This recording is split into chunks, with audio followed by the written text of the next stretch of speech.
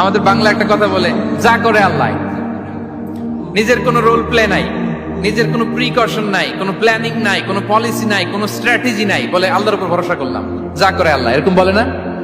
এই যে যা করে আল্লাহ বলে যে তাওয়াক্কুল করলেন, এটা বিষ্ণু ইসা ইসলামের শিখানো পন্থায় তাওয়াক্কুল হয়েছে? কথা বলেন, হয়েছে? বিষ্ণু ইসা ইসলাম তো অপারগতা, দারিদ্রতা, অলসতা, অকর্মণ্যতা থেকে আল্লাহর কাছে পানাহ চেয়েছেন। তা আপনি এটা কি তাওয়াক্কুল করলেন? এটা তাওয়াক্কুল হয়নি। তাওয়াক্কুলের একটা সুন্দর পিকচার আমি আপনাদের সামনে এখন উপস্থাপন করব, আপনারা যদি একটু মনোযোগী হন। মনোযোগ আছে তো সবার? তাওয়াক্কুল কিভাবে করতে হয় আমরা একটা বিষ্ণু ইসা ইসলামের বায়োগ্রাফি থেকে দেখি।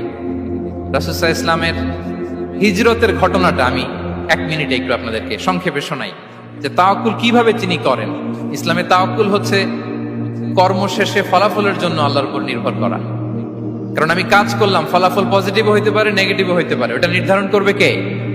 ফয়সালা দেয় কে? তাহলে আমরা দেখি যে বিষ্ণু ইসা ইসলাম তিনি কিভাবে তাওয়াক্কুল করেছেন। যেদিন তিনি হিজরত করবেন, রাসূল সাল্লাল্লাহু আলাইহি ওয়াসাল্লামকে অনুমতি দেয়া হলো, সেদিন হিজরতের অনুমতি যে তিনি পেয়েছেন, মাইগ্রেশনের অনুমতি যে তিনি পেয়েছেন, এটা জানানোর জন্য তিনি আবু বকরের ঘরে চলে গেলেন দুপুরবেলা। কখন? প্রশ্নের উত্তর দিতে হবে, কখন?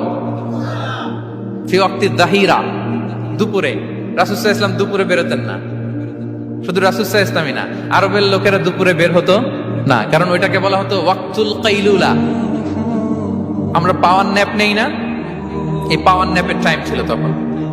বাইরে প্রচন্ড রোদ, কেউ বেরোতো না, বিষ্ণু ইসা ইসলাম বেরোতেন না। দেখেন বিষ্ণু ইসা ইসলাম ওনার চিরাচরিত অভ্যাসকে, হ্যাবিটকে ব্রেক করে দুপুরে বেরোলেন। বিষ্ণু ইসা ইসলাম কখনো মাস্ক পরতেন না, মানে মুখ ঢেকে চলতেন না, সবসময় মুখ খোলা। ওই দিন তিনি মাস্ক পরে বেরোলেন। মুতাকান্নিআন, খারাজা মুতাকান্নিআন, মানে রুমাল দিয়ে মুখটাকে ঢেকে বেরোলেন।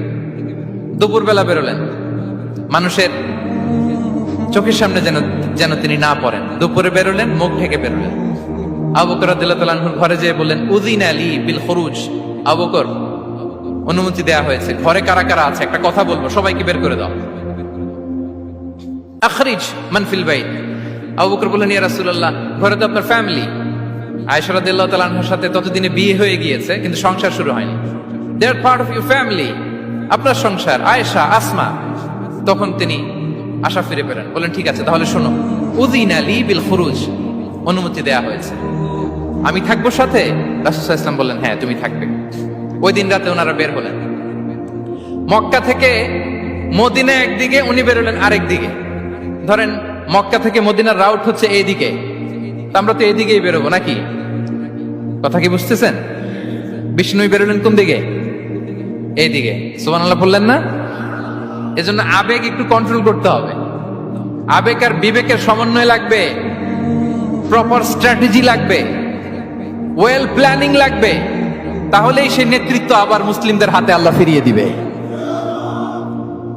মক্কা থেকে মদিনা এদিকে, বিষ্ণুই বেরোলেন এদিকে। বের হয়ে চলে গেলেন গারে সাউরে, সেখানে তিনি থাকবেন।